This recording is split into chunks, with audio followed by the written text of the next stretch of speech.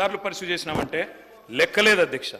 చివరికి OBC census కావాలి అని స్టేట్ అసెంబ్లీలో తీర్మానం చేసి పంపాం. అది మాత్రమే కాదు అధ్యక్ష, ఎన్నో రకాల విషయాల్లో ఆఖరికి వ్యవసాయ చట్టాలు కేంద్ర ప్రభుత్వం రైతులకు వ్యతిరేకంగా తెస్తే ఇది మా పార్లమెంట్ సభ్యులు మొత్తంగా పార్లమెంట్ లో ప్రొటెస్ట్ చేసింది అధ్యక్ష. అధ్యక్ష కేటీఆర్ గారు ఏమంటే నేను తప్పు మాట్లాడుతున్నాను సరే, ఇబ్బంది ఉందా? బీజేపీకి వ్యతిరేకంగా మాట్లాడితే మీకెందుకు సార్ ఇబ్బంది, వాళ్ళకెందుకు ఇబ్బంది నాకు అర్థం కాదు. మరి ఇంకేమున్నది ఇబ్బంది నాకు అర్థం కాదు. సబ్జెక్టే మాట్లాడుతున్నా కదా, పంపించండి సార్, లేకపోతే ఏం రాయాలని ఏం మాట్లాడాలో పంపించండి, మాట్లాడతాం. ఇదేం పద్ధతి సార్? ఏం మాట్లాడాలో కూడా మీరే చెప్తారా? ఏం మాట్లాడాలో మీరే చెప్తారా సార్? టూ మచ్ ఇది సార్.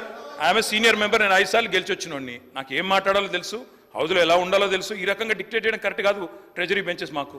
అధ్యక్ష, మా పార్టీ పరంగా గత 10 ఏళ్ళు ప్రభుత్వంలో మేము ఆనాడు కేంద్రం ధాన్యం కొనుగోలు చేయనంటే స్వయంగా మొత్తం క్యాబినెట్ ముఖ్యమంత్రితో సహా పోయి అక్కడ నూకలు తినండి అంటే ఇక మేము పోయి కేంద్రంలో ధర్నా చేసి ఢిల్లీలోనే ధర్నా చేసి కూడా వచ్చిన వాళ్ళం అధ్యక్ష.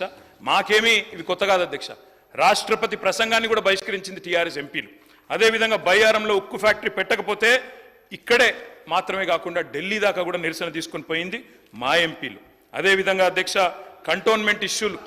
కంటోన్మెంట్ విషయంలో కేంద్ర ప్రభుత్వం ఇబ్బంది పెడుతుంటే వాటిని కూడా లేవనెత్తింది మేము అధ్యక్ష.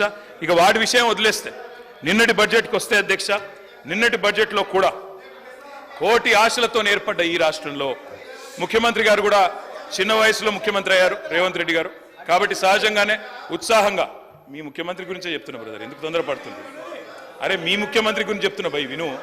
కేటీఆర్ గారు ముఖ్యమంత్రి గారు చిన్న వయసులో ముఖ్యమంత్రి పదవిని అధిష్ఠించారు.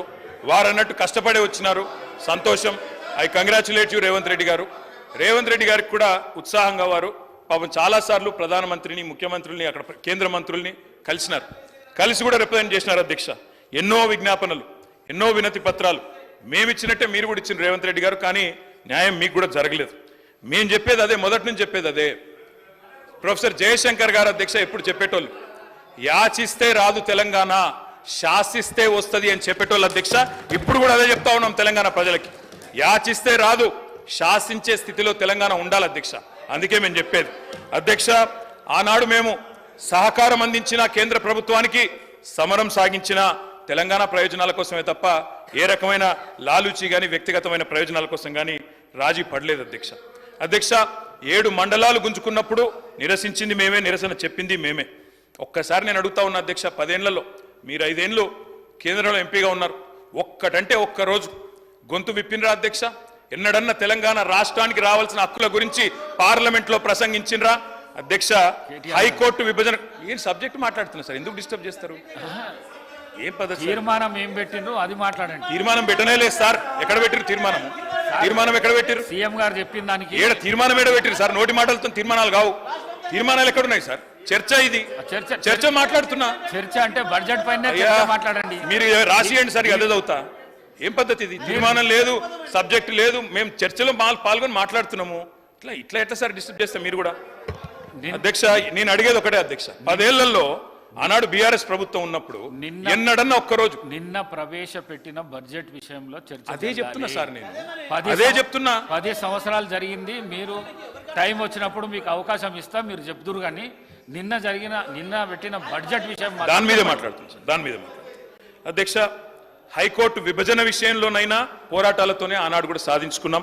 మా ఎంపీలు పోరాటం చేసినారు, ఇక్కడ న్యాయవాదులు పోరాటం చేసినారు, అట్లే సాధించుకున్నాం.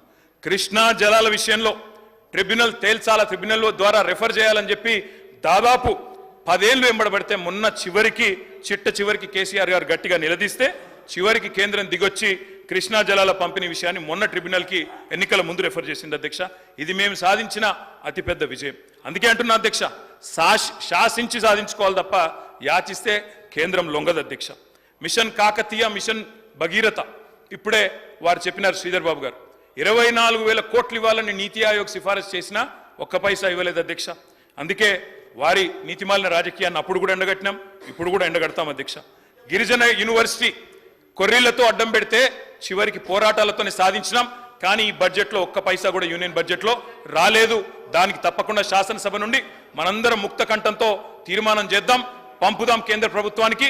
మా మద్దతు సంపూర్ణంగా ప్రభుత్వంకు ఉంటుందనే మాట మళ్ళొక్కసారి చెప్తా ఉన్నా అధ్యక్ష. మన ప్రాజెక్టులకు జాతీయ ప్రాజెక్టు హోదా ఇవ్వలేదు.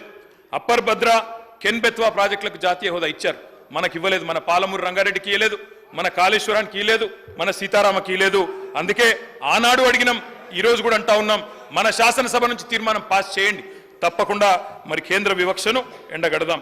అదేవిధంగా అధ్యక్ష, ఒకటి కాదు ఎన్నో విజయాలు కూడా సాధించినాం. కేంద్రం ఇవ్వలేదు అని చెప్పి దిక్కులు చూడలేదు అధ్యక్ష, ఎన్నో విజయాలు సాధించినాం.